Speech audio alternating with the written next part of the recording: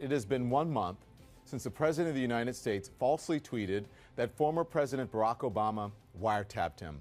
1 month later, the White House and the President are still trying to make a lie true. And they're using the President's Twitter account, the White House press briefing podium, and right-wing media to do it. Today, it's a claim that President Obama's former National Security Advisor, Susan Rice, unmasked the names of Trump associates. We will talk about that in detail in just a moment on this very program. And last week, it was a debunked talking point that former Obama administration official Evelyn Farkas admitted spying on the Trump team. She did no such thing. The week before that, it was Representative Devin Nunes' clumsy effort to give the president cover for wiretapping claims. The president said he was vindicated by Nunes. He was not. The Washington Post today calls the latest claims about Susan Rice anatomy of a fake scandal ginned up by right-wing media and Trump. So let us be very clear about this.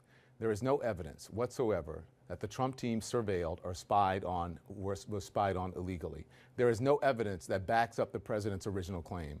And on this program tonight, we will not insult your intelligence by pretending otherwise, nor will we aid and abet the people who are trying to misinform you, the American people, by creating a diversion. Not going to do it.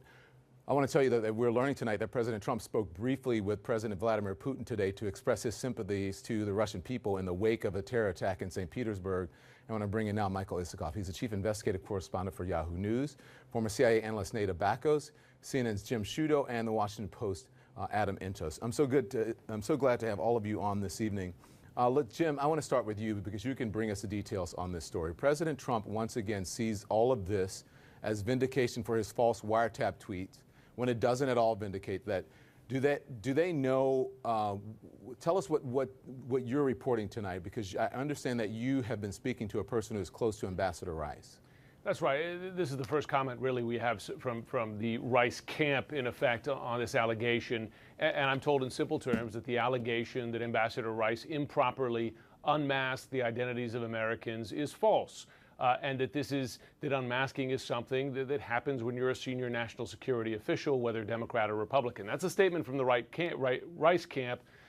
Leave that as it be, because I also spoke with former senior U.S. intelligence officials who served both Republican and Democratic administrations, and they say consistently a couple of things. One, unmasking identities in certain circumstances is not unusual, and it's not illegal. Why would you do it? You would do it to get more background on an intelligence report that your briefer brings you. It's legal, and in fact, there are protocols put in place and updated after 9/11 to allow this under certain circumstances. And when you do, it's very well logged. One former senior U.S. intelligence official said it's better logged than Irish baptismal records. A little bit of a joke, but you can't do it in secret. A couple more points on it. One, a senior national security official, whether they are the National Security Advisor, Susan Rice, or anyone, can't do it on their own. They ask the intelligence community to unmask that identity, and it's up to the intelligence community, specifically the NSA, to do so. So they have to decide that it is justified to do that. And finally, how broadly is that information shared, Don? I'm told that when an identity is unmasked, it is between the briefer and that senior national security official. It is not put in a memo, it's not tweeted out, it's not put on the whitehouse.gov website, right? It's between them. Now, there are open questions here. That official could, of course, share that information more broadly within the administration. We don't know what happened in this case. We also don't know what justification was used to unmask in these particular cases. But at least on the issue of unmasking by itself is not leaking. It's not illegal, and I'm told by multiple officials who've served both parties that it is not unusual either. And masking is not leaking. If you're hearing that talking point, you're being bamboozled there. So, Neda, here's what you tweeted on the Susan Rice story today. You said she was a national security advisor reading a report of foreign officials discussing U.S. persons coming into WH, the White House. This isn't odd or wrong. So explain why it isn't odd or wrong, despite the president calling it, quote, a crooked scheme. Right, not knowing exactly what's in the report. Let's say there's incidental collection. She's reading something, say, Russian diplomats are discussing incoming administration officials. She has a need to know then, are we going to be vulnerable? Are they going to try to manipulate our government? And this is Tradecraft 101. She has a need to know. So she's able to ask the intelligence community then, can you please unmask this so I can understand the context? And then again, it informs their foreign policy decisions as well. So I speak as if the President Trump is watching right now. What is he missing about the intel community or willfully ignoring when he is shooting off these tweets? This doesn't take anything into context as to how this works. This is really, it is Tradecraft 101. When you have a need to know, and especially if you're a national security advisor, you have the right to be able to ask the intelligence community for more information and for more context. So, Adam, to you now. There is no evidence that President Trump was directly wiretapped or surveilled. There's zero evidence of it. So the more President Trump tries to distract, the more attention this gets. Why keep doing it?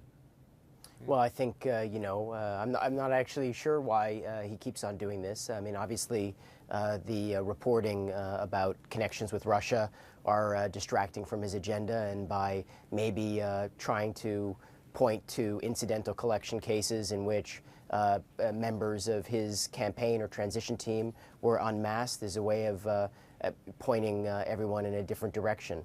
I really don't fully understand what his motivations are here, except for maybe an attempt to distract. I mean, I do think incidental collection, which is what we're talking about here, is a very legitimate topic for discussion and does warrant attention.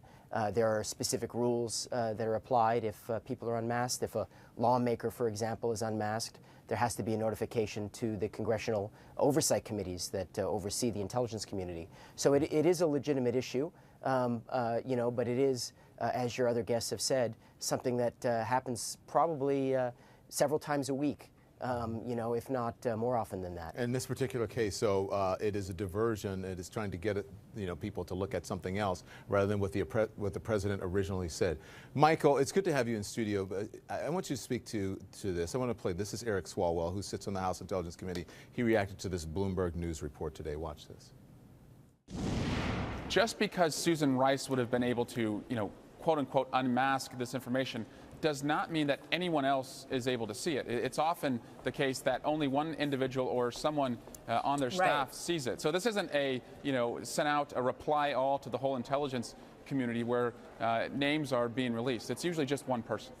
What do you think, Michael? Yeah, no, that's, look, exactly right. And as it goes to motivation, if you remember when this whole tweet storm started, March 4th on a Saturday, just before that, the big issue in Washington that was blowing up in the Trump White House's face was Jeff Sessions. And did he lie to the Senate Judiciary Committee? And, did he have to recuse himself or go further? Did he commit perjury? Did he have to come back before the Senate Judiciary Committee?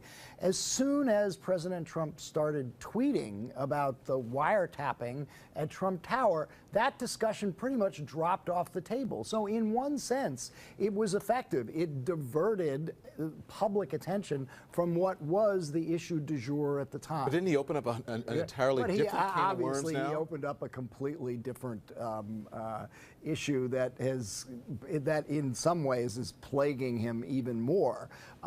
Look, I agree with what all the guests have said. There is nothing that has come out, nothing we've learned in any way justifies the wording of those tweets.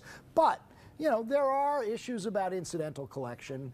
That was a big issue for civil libertarians in the wake of the Snowden disclosures, that Americans' conversations were being scooped up by the intelligence community, by the NSA, and were being incidentally collected, and what was the procedures by which those were guarded. And we do know in at least one instance, Mike Flynn, it did get publicly disclosed. His conversations with Kislyak became public. Now, that is potentially problematic. It doesn't mean that it isn't worth knowing that Flynn had these conversations. There was good reasons for the Obama White House to want to know if Flynn was undercutting the sanctions that they had just imposed on the Russian government as a result of the hack. But to be a stickler about the rules, it was probably not okay under the rules and perhaps even under the law for that name to be leaked to the public. But to say they know where that name came from and to connect it to the former national security advisor, it's just... No, that's a leap that goes beyond the available evidence. Yeah.